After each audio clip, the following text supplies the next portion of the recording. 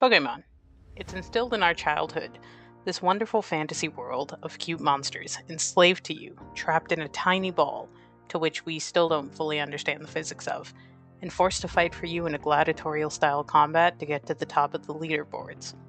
Only the strongest survive, only the most bloodthirsty will win. You're a child sent out into this world where couriers, hitchhikers, and businessmen try to stop you, to take you on, and try to take your money. I wanted to take this world on again, but with a different challenge. Can I win with only Houndours? To answer this question, I enlisted the help of my friend to capture fresh pups right from the teats of their mothers and tame them to form into a pack of bloodthirsty, feral hounds to fight for me, so that I can become the best Pokemon trainer this fictional world has ever heard of. With my newly acquired pups, I sent them out into the world and trained them against gym leaders, titans, and stargrunts to get me to the goal. Fight the Fantastic Four. Oh, sorry. I mean the Elite Four. But really, the ultimate question is, can you beat Pokemon Scarlet with just Houndour? Let's find out.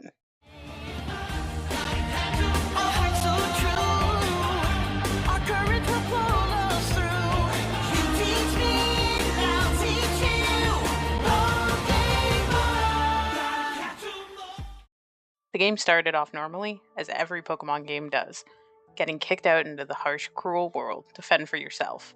But now, you're a student.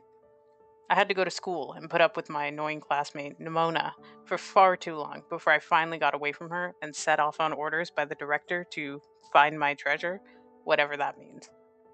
On top of that, I also apparently must take on Titans and the entirety of the bad guys who are a blatant ripoff of Team Rocket, and kinda lame to be honest.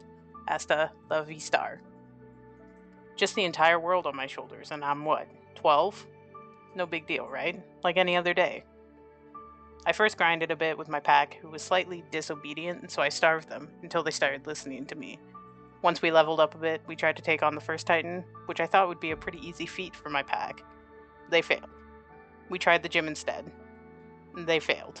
Then we leveled up a bit more, and finally, after about an hour of grinding, I was able to beat Katie and her stupid bugs. The first Titan, Cloth, I accidentally beat off stream, but trust me, I did it.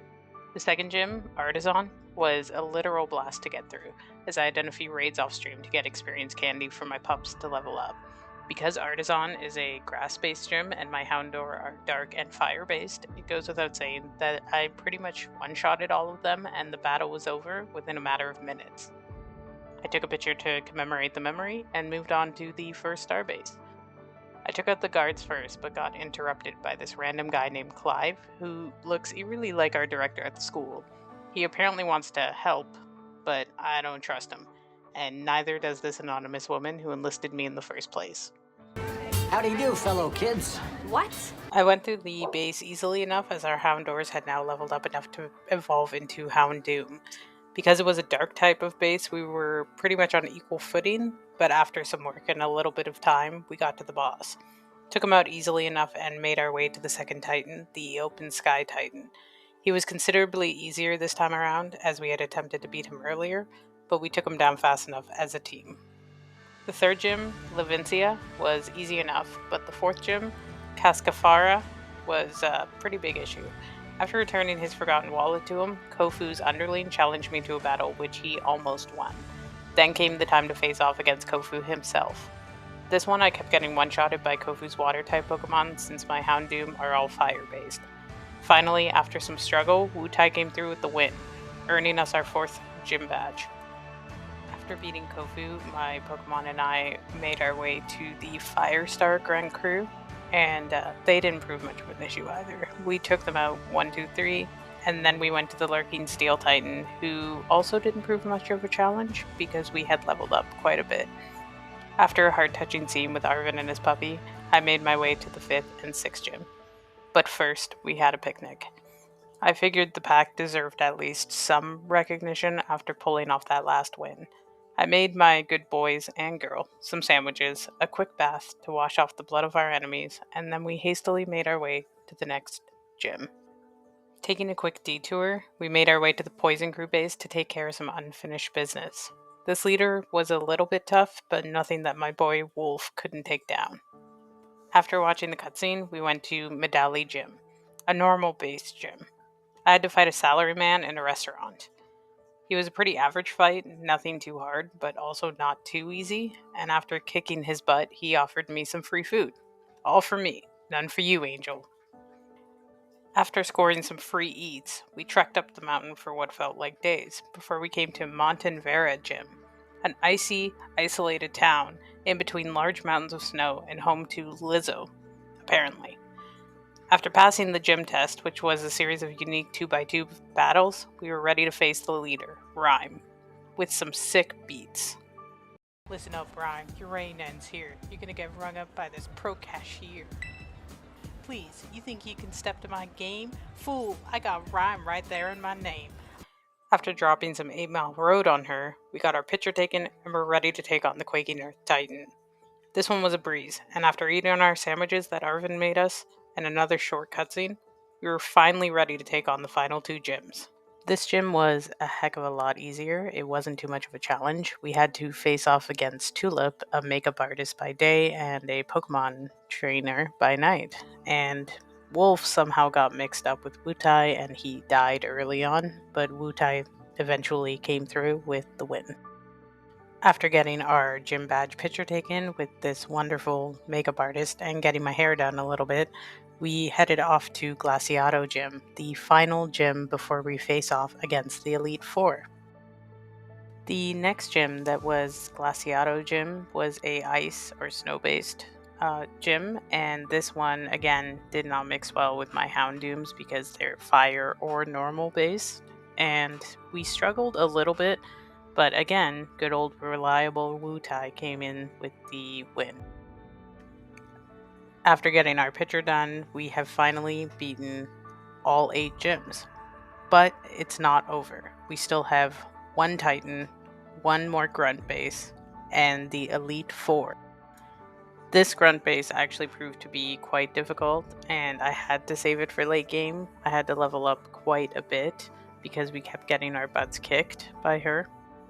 But with a little bit of effort and some leveling up through the raids, we were finally able to beat them, and that ended the storyline for the Star Grunt base, which wrapped up their storyline perfectly. Before we finally hit up the Elite Four, I had to battle Arvin in a final battle against his unfortunately crippled Mastibiff. I felt kind of bad about that because this pup is just newly healed and now I'm about to put him back in the grave. The Elite Four were definitely harder than I had imagined. I had to take multiple attempts at them until finally I felt confident enough that we had leveled up and worked together as a pack to be able to beat them. This is what it came down to.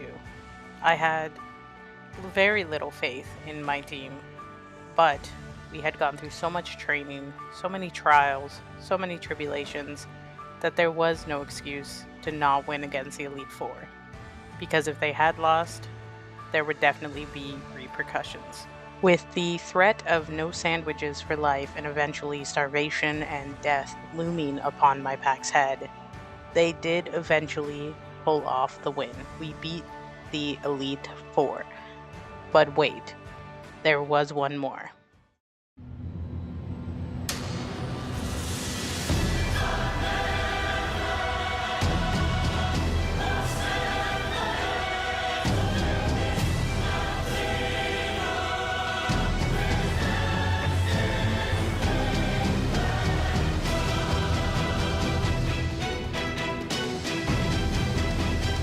Just kidding. She was actually pretty easy compared to the other Elite Four.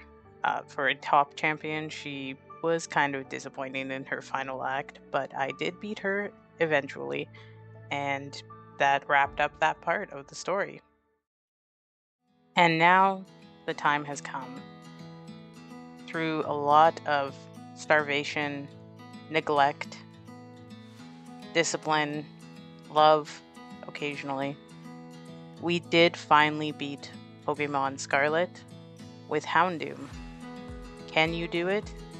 The answer is yes. Did I give them sandwiches afterwards? That answer is no. they still did not deserve any sandwiches.